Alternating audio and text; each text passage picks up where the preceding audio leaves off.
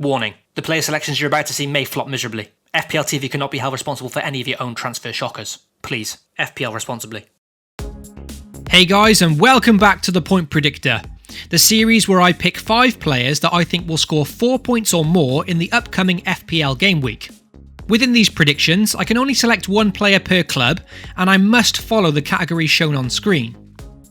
If you enjoy the Point Predictor series, then be sure to support the channel by dropping a like and getting subscribed to FPL TV.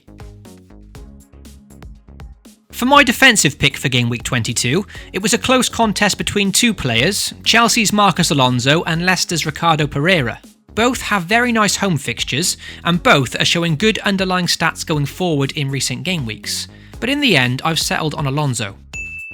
To be fair, I think any of Chelsea's defence should be a decent shout this weekend, because it's the clean sheet I'm banking on for Chelsea rather than expecting attacking returns from Alonso. Chelsea's opponents Newcastle have shown by far the least attacking threat of all teams lately, only managing 7 shots on target in the last 4 game weeks, which is the lowest of any team in the league by some way. They're also the lowest scorers within that time, with just 1 goal in their last 4 games, and their away record in general doesn't make for good reading, with just 8 goals in 10 road trips so far. Chelsea, on the other hand, actually have the second best defensive record this season, conceding just 16 goals in 21 games. So if I owned a Chelsea defender this game week, I'd have to consider it pretty unlucky if they don't return that clean sheet. For my budget midfielder this week, below the price of 8 million, it goes to the recently disappointing Richarlison.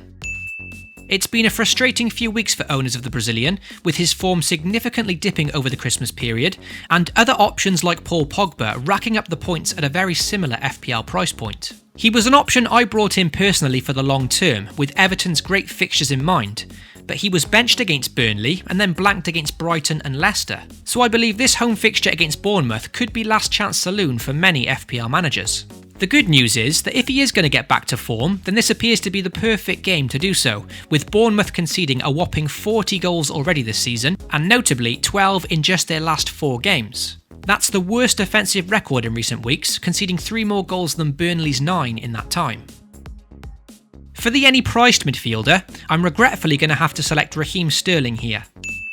I say regretfully because he's a player I personally sold last game week, and the likelihood is he's set to punish me further in this home fixture against Wolves. For his price, he simply hasn't been delivering of late, with just 1 goal in his last 7 game weeks, and he hasn't produced double figures since game week 13. However, Man City as a whole took a dip in form over that busy Christmas schedule, and I believe a side of this quality can only slump for so long.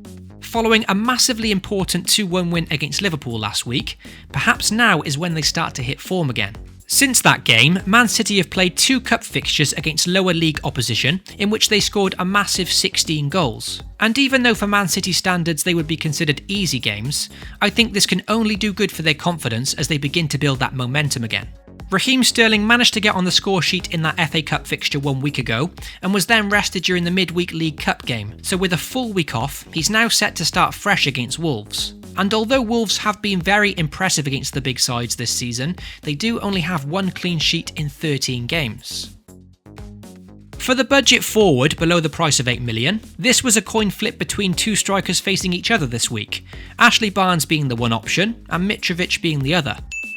Barnes has the home fixture and has good stats too, but if I was to punt on any budget striker this game week, it'd be Mitrovic, so I've gone with my gut feeling on this one. Having looked at the underlying stats, they suggest that despite only scoring an abysmal 1 goal in 8 games, Mitrovic is due one in this fixture.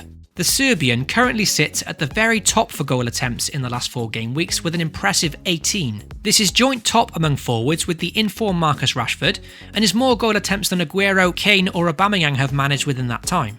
These aren't just hopeful long-range efforts either, because of the 18 goal attempts, 16 of them have come inside the box. Meanwhile, opponents Burnley have conceded the most goal attempts inside the box this season, and 31 in just their last 4 games. So all this suggests that Mitro should continue to get chances in this game, and hopefully he can return to form and bury one of them.